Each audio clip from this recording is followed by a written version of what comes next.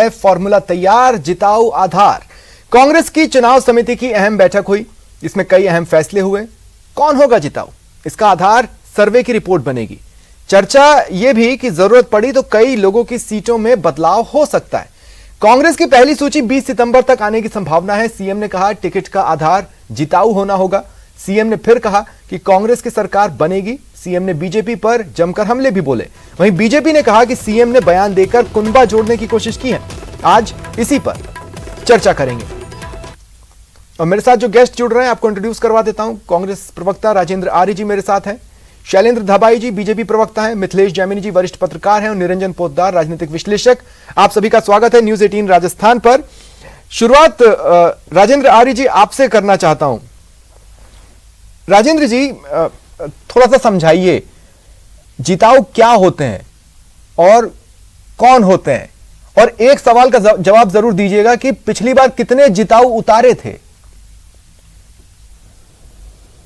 देखिए स्वप्निल जी, चुनावी रण है तो निश्चित रूप से एक बहुत बड़ी चुनौती होती है और उसके साथ में तमाम रणनीति बनती है कि किस तरीके से विनेबिलिटी का क्या क्राइटेरिया, जीतने का क्या क्राइटेरिया, लोकप्रियता है, उसके साथ में तमाम जो आधार देखे जाते हैं कि पार्टी के अंदर मतलब काम करना, संगठन के साथ में और भी सामाजिक जुड़ाव और भी तमाम तरीके के जुड़ाव होते हैं। तो ये सारी चीजें एक किसी भी कैंडिडेट के लिए विनेबिलिटी का फैक्टर बनते हैं और एक पॉइंट से आप विनेबिलिटी डिसाइड नहीं कर सकते। वो तमाम पॉइंट्स होते हैं और उसी पॉइंट्स के आधार पर आपको पता है, जैसा कि जिस तरीके से लगातार मतलब आज स्टेट इलेक्शन कमेटी की बैठक थी जिसके माननीय गोविंद सिंह डोटासरा जी अध्यक्षता कर रहे थे, तो इसके अंदर तमाम बातें हैं और उसके अंदर जो जितने भी मेंबर्स थे उनके साथ में उन्होंने निर्णय किया और उसके साथ में उन्होंने ये कहा कि 21-22 राजेंद्र आर्य जी, सीकर नगर परिषद के सभापति हैं जीवन खान, वो राजेंद्र पारीक की पैरवी करते हैं और कहते हैं कि 70,000 मुस्लिम वोट उनके साथ हैं, अगर पार्टी ने गलती की तो वोट कांग्रेस को नहीं मिलेगा। अब बीजेपी तुष्टीकरण के आरोप लगाती है, तो क्या ये उसका हिस्सा नहीं है? आप जिताऊ में धर्म, कास्ट इन सबको तरजीह देंगे या किसे तरजीह देंगे? देखिए, डेमोक्रेसी के अंदर जो संख्या बल होता है उसको कभी भी कहीं पे भी नजरअंदाज नहीं किया जा सकता। ये बात दिगर है और इसको मानना भी पड़ता है, क्योंकि अंतिम जो फैसला है वो जनता को करना पड़ता है। जनता जिसको भी ज्यादा आशीर्वाद देती है, ज्यादा मत देती है, उसी का निर्णय होता है। तो और जिसमें आज किसी के भी पक्ष में कोई भी हो सकता है, और लेकिन जो कमेटियां हैं या जो भी आपका हमारी स्क्रीनिंग कमेटी है, चाहे आपकी चुनाव कमेटी है और चाहे जो भी है, मतलब उसके अंदर तमाम तरह की कमेटियां हैं, जैसे पॉलिटिकल अफेयर्स कमेटी, उसके अंदर सारी चीजें और निर्णय एक्चुअल में कमेटी को करना है। तो जैसे ब्लॉक के अंदर जो निर्णय होंगे, ब्लॉक के बाद में जिले पे आएंगे, जिले से बाद स्टेट पे आएंगे। एक सवाल और फिर डिबेट ओपन कर दूंगा राजेंद्र जी। सवाल यह है कि जो मैंने आपसे पहले सवाल में पूछा कि पिछली बार कितने जिताऊ उतारे थे, देखिए मैं ये आपसे क्यों पूछ रहा हूं, क्योंकि तब भारी एंटी इनकम्बेंसी थी राज्य सरकार के खिलाफ और आपके जिताऊ उम्मीदवारों का आधा ही हिस्सा किसी तरह अपने आप को जिता पाया। देखिए स्वप्निल जी, जहां तक मैं फिर बार बार कहता हूं कि किसी भी चुनाव के अंदर, लेकिन इस बार का जो माहौल है ना वो एंटायरली डिफरेंट है। आपको पता होगा, हम भी क्षेत्रों में घूमते हैं, अलग अलग जगहों पे जाते हैं, अलग अलग जगहों पे चर्चाएं करते हैं, बहुत सारे फोरम्स पे चर्चाएं होती है, हर स्तर के लोगों के साथ में, हर वर्ग के लोगों के साथ में, हर प्रोफेशन के लोगों के साथ में बात होती है। तो सबकी एक राय है कि जिस तरीके का काम इस बार 4.5 साल के अंदर राजस्थान में हुआ, पिछले 75 सालों में नहीं हुआ, जिसका की असर यह है कि सरकार के खिलाफ किसी भी तरीके के और जो भी राजेंद्र जी, मैं आपको अब रोक रहा हूं डिबेट ओपन करने से पहले एक छोटा सा कमेंट कर रहा हूं। अगर इतना काम बोल रहा है ना तो इतनी कवायदों से गुजरने की जरूरत नहीं पड़ती और जिताऊ कैंडिडेट ढूंढने की भी जरूरत नहीं पड़ती। ये रणनीति का पार्ट है, ये रणनीति का पार्ट है, क्योंकि मैं आम समझ की बात कर रहा हूं। 12-13 सीटें हमारे रणनीति सियासत के साथ चलती है, उसे समझना बहुत मुश्किल होता है, लेकिन आम समझ जो कहती है, मैंने सिर्फ उसी को शब्द दिए। लेकिन हाँ ठीक है, शैलेंद्र धबाई जी अब मैं आपके पास आना चाहता हूं। आप तो पहले ही कह चुके हैं कि कमल के निशान और मोदी के चेहरे पर जाएंगे, तो जहां जो भी खड़ा होगा वो तो मोदी होगा। फिर आप क्यों कवायदों में लगे? आप तो किसी को टच कर दें, मिडास टच है भाई, कुछ भी सोना बन सकता है। स्वप्निल जी, आप देखिए, Bharatiya Janata party cadre based party है, कार्यकर्ताओं की पार्टी है और हमारा संगठन सबसे सर्वप्रिय होता है, संगठनिस्ट पार्टी है और हमारे लगातार संगठन के कार्यक्रम अभियान चलते रहते हैं और जितनी भी योजना है वो सब नीचे तक जाती हैं। आपने देखा होगा किस तरह से 52,000 बूथों तक हमारी पहुंच बनी है। 8,000 से अधिक शक्ति केंद्र हैं, 1100 से अधिक मंडल हैं, 44 जिले हैं। तो हमारी लगातार गतिविधियां, कार्यक्रम, अभियान चलते रहते हैं और हमारे शीर्ष नेता लगातार आते रहते हैं। वो तो आपको वीकली या मंथली रिपोर्ट तो दे ही रहे होंगे ना, लेकिन तो आपको तो पता होना चाहिए कौन से नाम है। जी देखिए, मैं आपको बता रहा हूं, कमल का फूल भारतीय जनता पार्टी का निशान है। ठीक। और राजस्थान में आपने देखा किस तरह से पिछली बार भी कांग्रेस पार्टी मात्र 0.5% से आगे थी। ठीक है। और उनको पूरा मैंडेट राजस्थान की जनता ने नहीं दिया था। आज भी आप देखिए जो केंद्र की नरेंद्र मोदी सर, उससे क्या होता है, देखिए ये 0.5 0.25 से क्या होता है। छत्तीसगढ़ में जब बीजेपी की सरकार बनी थी तो 12 सीटों का अंतर था और वोट का प्रतिशत 0.25 का था। तो आप उस पर छोड़ दीजिए, हम वो कितना प्रतिशत नहीं, उस पर नहीं जा रहे हैं। मेरा सीधा सवाल यह है, आप तो किसी को भी उठाकर बना सकते हैं ना। आप ये कहते हैं कि जनता अब फूटी आंख कांग्रेस को नहीं देखना चाहती। आप ये कहते हैं कि मोदी जी का चेहरा होगा और जब मोदी जी का चेहरा हो तो लोग मोदी जी को देखकर वोट दें, यहां से किसी को भी खड़ा कर दें। कर दीजिए किसी को खड़ा, देख लेते हैं बीजेपी कितना पानी में। देखिए, आप देखिए हमारे जो राजस्थान के नेता हैं, शीर्ष नेता हैं, वो लगातार जनता के बीच में रहते हैं और जो भी राजस्थान की कुशासन की, जो गहलोत सरकार कुशासन दिया, भ्रष्टाचार दिया, किस तरह से उन्होंने तुष्टीकरण किए, महिला उत्पीड़न, दुष्कर्म और सामूहिक बलात्कार में पहले नंबर पर बनाए। सही कह रहे थे हमारे कांग्रेस के प्रवक्ता की 75 साल में राजस्थान ने कोई रिकॉर्ड नहीं बनाया, भ्रष्टाचार, अखंड भ्रष्टाचार में डूबा, पहला रिकॉर्ड बनाया गया। कानून व्यवस्था लचर होगी, पहला रिकॉर्ड बनाया गया। किस तरह से महिलाओं के साथ, लेकिन एनसीआरबी के आंकड़े रातों रात नहीं बढ़े शैलेंद्र जी। एनसीआरबी के आंकड़े उत्तरोत्तर एक साल के साथ बढ़े। आकांक्षाओं को उन्होंने, देखिए अपराध ने आपकी भी बहुत किरकिरी की थी तब। आज तो वो राज्यपाल हैं, लेकिन गुलाब चंद कटारिया जी जब मीडिया से मुखातिब होते थे तो वो कहते थे कि संख्या बढ़ी हुई है लेकिन दर में कमी ला दी हमने। तो ऐसा नहीं है, वो आंकड़े ना उत्तरोत्तर बढ़े, कोई एक दिन में रातों रात नहीं बढ़े। देखिए, कांग्रेस पार्टी भी पहले चुनाव लड़ती थी तो इंदिरा गांधी, जवाहरलाल नेहरू, राजीव गांधी ये लीडर हुआ करते थे। नरेंद्र मोदी जी आज देश के ही नहीं विश्व के सबसे बड़े लीडर है, ग्लोबल लीडर और लोकप्रिय लीडर के रूप में उभरे हैं। और उनकी जो नीतियां हैं, जो राष्ट्र प्रथम की नीति है, राष्ट्र को सुरक्षा प्रदान करने की नीति, और जो उनकी जन कल्याणकारी नीतियां, गरीब कल्याण की नीतियां, तो ठीक है। शैलेंद्र जी आगे आता हूं मैं आपके पास, आप देखिए कि मैं आगे आता हूं आपके पास, राजस्थान के नेताओं के साथ मैं आगे आता हूं शैलेंद्र जी आपके पास। मिथिलेश जैमिनी जी, मैं आपके पास आ रहा हूं। तो सर, जिताऊ से जिताऊ टकराएंगे और पता यह नहीं चलेगा कि असली में जिताऊ कौन था, क्योंकि गेम तो बैकड्रॉप से हो रहा है। देखिए, सियासत में जो सबसे अहम चीज है, जो जीता वही सिकंदर कहलाता है। और जीतना इतना आसान है जो यहाँ की राजस्थान की कास्ट इक्वेशंस है, क्योंकि आज ही सर्वे आया है, उसमें कहा गया है कि कांग्रेस को 120 सीटों पर टिकट बदलने की दरकार है, जिसमें 5 मंत्री और 10 दमदार विधायक भी शामिल है। तो ये तमाम सर्वे इनके हैं। और जो सबसे इंपॉर्टेंट चीज है जो आज इलेक्शन कमीशन की साइट पे आया है कि राजस्थान में 60 लाख युवा पहली बार वोट डालेंगे। अब 60 लाख युवा किसको वोट डालते, वो सरकार का रुख तय करेंगे। और आज सट्टा बाजार भी खुल गया है और सट्टा बाजार 115 सीटों पर बीजेपी के पैसे खा रहा है। अब ये माहौल बनाने के लिए है, किसके लिए है, ये तो आने वाली चीज है। लेकिन जो आज कमेटी में मीटिंग जी, जो इलेक्शन का जो आज ये मीटिंग हुई है, उसमें अशोक गहलोत जी के जरूर कॉन्फिडेंस में भरे हुए दिखाई दिए। लेकिन जो सबसे अहम बात है, जो देवनानी जी ने पिछले दिनों कहा था कि सचिन पायलट को कोने में बिठा दिया गया है, वो आज भी कोने में ही थे। ऐसा नहीं था कि वो अशोक गहलोत जी की बगल में थे। वो 21 से 100 तक का सफर कराने वाले का जो कोने में जगह मिली, वो एक इंपॉर्टेंट चीज है। और जो सबसे अहम बात है कि आप यूथ को कैसे अटैक करेंगे, क्योंकि उपेंद्र यादव भूख हड़ताल पर बैठे हुए हैं। वो कह रहे 1 लाख नौकरी देने का वादा किया था, वो 1 लाख अपॉइंटमेंट लेटर कब निकलेंगे। आपने कर्मचारी चयन बोर्ड का अध्यक्ष तो मेजर साहब को बना दिया, वो तो ठीक है, लेकिन वो नियुक्तियां कब मिलेगी। तो सबसे इंपॉर्टेंट चीज है कि यूथ को कैसे अटैक करेंगे। उसे तेल की सीसी या 1 किलो दाल नहीं चाहिए, उसे रोजगार चाहिए।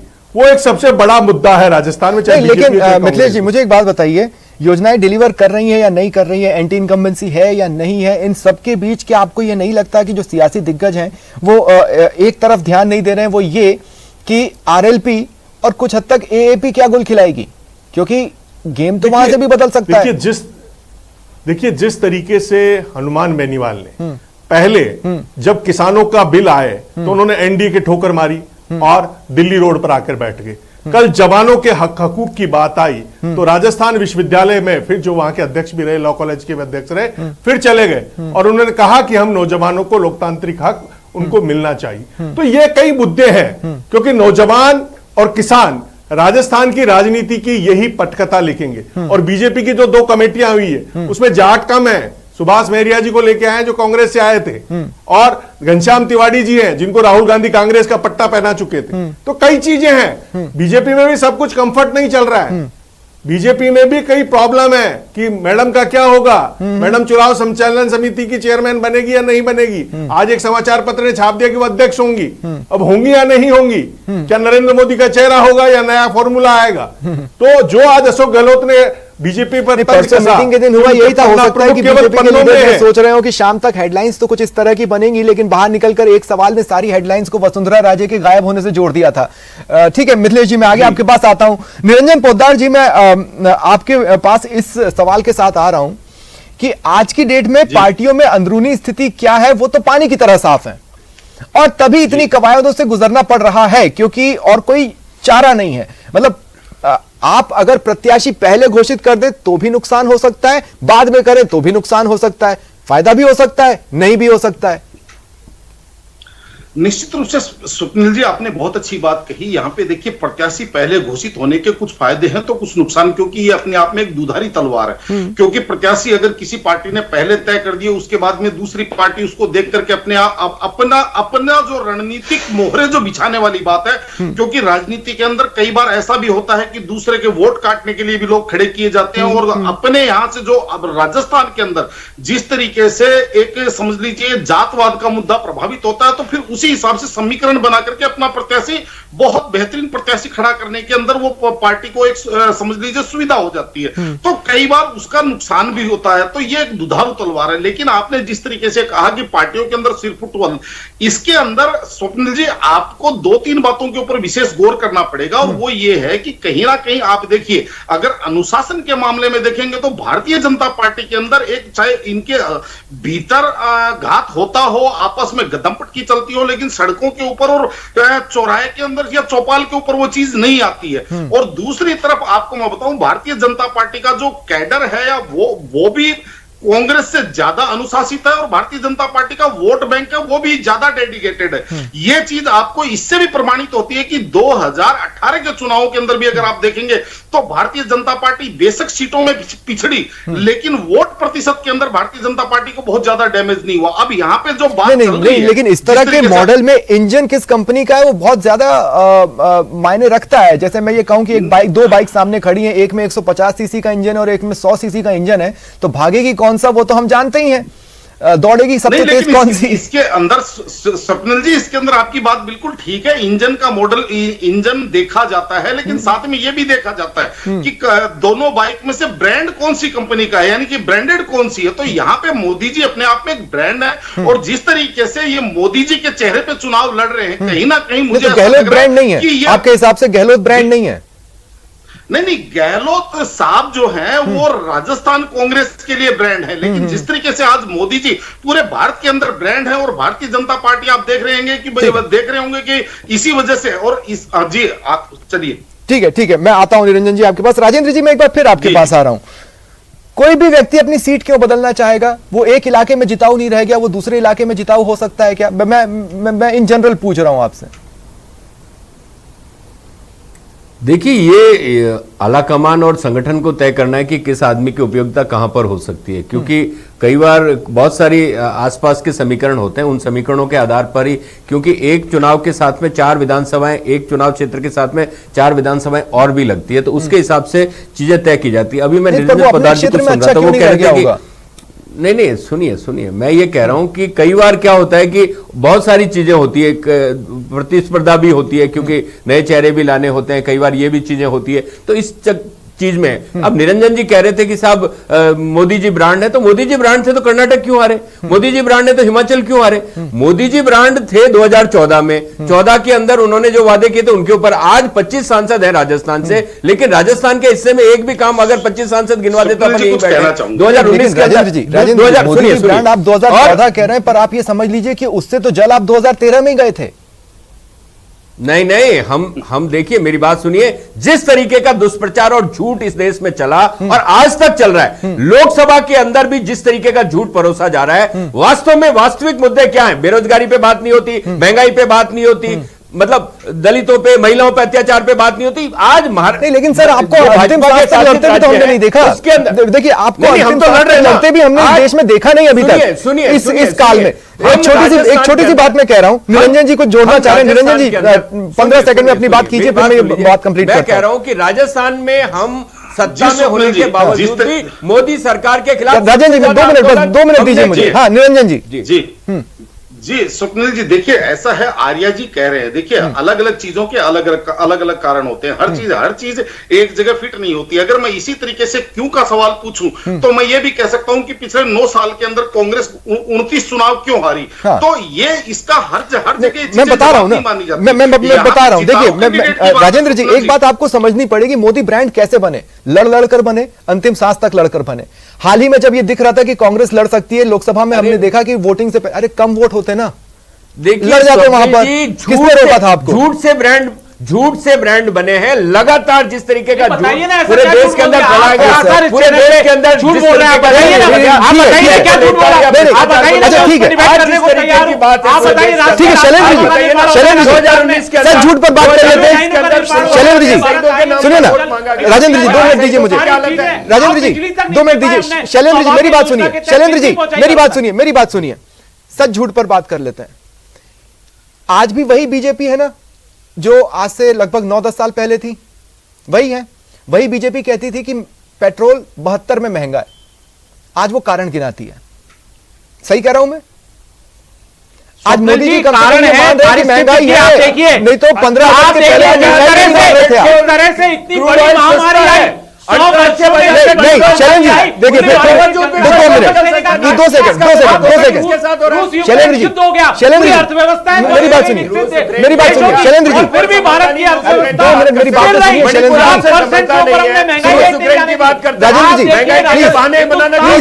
अंतरराष्ट्रीय बाजार में क्रूड ऑयल राजेंद्र जी देखिए, मुझे बहुत अच्छे से क्रॉस करना आता है, प्लीज आप मेरे साथ दें। शैलेंद्र जी एक बात मुझे बताइए, आपको इस बार का बजट भाषण याद है निर्मला सीतारमण जी का? उन्होंने दूसरी बार इस बात को कहा है कि हम कोरोना काल से बाहर निकल चुके हैं, अब आप उसका सहारा मत ले, है ना शैलेंद्र जी? निश्चित तौर पर स्वप्निल जी, आप देखिए जो भी प्लानिंग हो रही है, प्लानिंग होगी और जो भी राहत दी जा सकती है जनता को दी जाएगी। जो महंगाई आपको एक दिन पसंद नहीं थी, राजस्थान में उस महंगाई के लिए 15 अगस्त को प्रधानमंत्री मोदी को बोलना पड़ा कि हम महंगाई दूर करने की कोशिश करेंगे। ये उन्होंने कहा कि महंगाई दूर कर देंगे। पेट्रोल और डीजल के दाम कम किए थे, 5 रुपए कम किए, तो आप महंगाई कम क्यों नहीं किया? ठीक है मिथिलेश जी, कम है मिथिलेश जी फिर भी पेट्रोल अब रुक जाइए, आप लोग अंतरराष्ट्रीय बाजार में क्रूड ऑयल सस्ता है। अंतरराष्ट्रीय बाजारों में मिथिलेश जी डीजल महंगा है तो क्या हम उस मुहाने पर खड़े? देखिए सवाल सुनिए, आपको भी मजा आएगा। मिथिलेश जी क्या हम उस मुहाने पर खड़े हैं कि जब वोटर वोट डालने जाएगा तो वो चेहरा नहीं देखेगा, मुद्दा देखेगा, या फिर वो चेहरा देखेगा और मुद्दा नहीं? क्योंकि ये दोनों कंडीशन राजस्थान अलग अलग चुनावों में दिखा चुका है। देखिए निश्चित रूप से सियासी मुद्दे किस तरीके से गढ़े गए हैं और पब्लिक के जहन तक कैसे उतारे गए हैं, और दूसरा जो चेहरा उनको पसंद है, क्योंकि फैन फॉलोइंग होती है, वो फैन फॉलोइंग एक इश्यू है पॉलिटिकली, वो इंपॉर्टेंट इश्यू है। लेकिन जो एक चीज है कि किसानों को 2000 यूनिट तक बिजली फ्री दी गई, लेकिन 10,000 से ज्यादा किसान अपने कनेक्शन के लिए 4.5 साल से इंतजार कर रहे हैं। उदयपुर में जो उदयपुर विकास प्राधिकरण बना दिया गया, उसमें जो राहुल गांधी जी कह के गए जंगल जीवन आदिवासियों ने बचा रखा है, वो आदिवासी विरोध कर रहे हैं। कोटा एडीए में बूंदी और उनकी जमीन शामिल कर ली गई, वो विरोध कर रहे हैं। जो जिले बनाए गए हैं उनमें शाहपुरा में विरोध हो रहा है। दूदू जो देश का सबसे छोटा जिला बना दिया गया, वो नगर परिषद बन गया ग्राम पंचायत से। तो कहीं न कहीं ये मुद्दे भी चुनाव में खड़े होंगे। और जो जहां तक आप वोट सीट बदलने की बात कर रहे थे, हर सीट का इक्वेशन अलग होता है हर चुनाव में।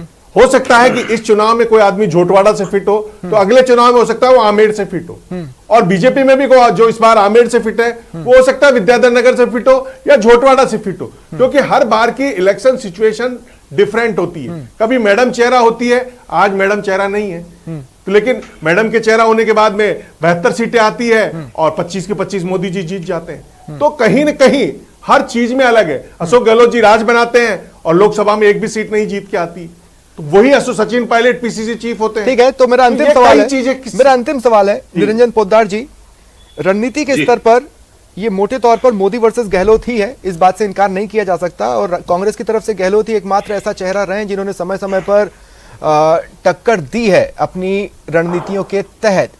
लेकिन ये तो एक बार हो गया कि मोदी को देखकर लोगों ने बीजेपी को वोट डाल दिया हो, लेकिन ये अभी तक नहीं हुआ कि गहलोत को देखकर एक तरफा वोट डाल दिए जाएं। इस एक परीक्षा पर इस बार सीएम गहलोत को खरा उतरकर दिखाना होगा। देखिए स्वप्निल जी, निश्चित रूप से अगर मैं इस चीज का मूल्यांकन करूं तो मेरे को यह चीज लग रहा है पिछले एक साल के अंदर जिस तरह की अशोक गहलोत जी ने अपनी क्रेडिबिलिटी बनाई है, जनता के स्तर के ऊपर जिस तरीके से इन्होंने अपनी योजनाएं लॉन्च की हैं, बेशक धरातल पे वो नहीं आई हो, तो कहीं ना कहीं अशोक गहलोत जी ने एक समझ लीजिए कांग्रेस मतलब पीसीसी मतलब अशोक गहलोत जी और अशोक गहलोत मतलब पीसीसी। अब यहां पर एक बात कहना बहुत महत्वपूर्ण है, 10 सेकंड का समय चाहूंगा। जिस तरीके से ये चुनाव जिताऊ कैंडिडेटों की बात कर रहे हैं, मैं इनसे एक चीज कहना चाहता हूं, आप चुनाव जिताऊ से ज्यादा आप बिना बिकाऊ कैंडिडेट ढूंढिए, क्योंकि नहीं तो फिर आप 5 साल तक ये आरोप लगाते रहेंगे कि हमारे कैंडिडेट बिक गए, हमारे कैंडिडेट खरीद लिए, हमारे कैंडिडेट डर गए। तो इसलिए मैं कहता हूं कि कांग्रेस चुनाव से पहले इन चीजों का ध्यान रखे कि जिताऊ से पहले बिना बिकाऊ वाला ध्यान रखे कांग्रेस इस बात का। ठीक है, चलिए शुक्रिया आप चारों का मेरे साथ जुड़ने के लिए और इस चर्चा में शामिल होने के लिए। फिलहाल इतना ही, नमस्कार।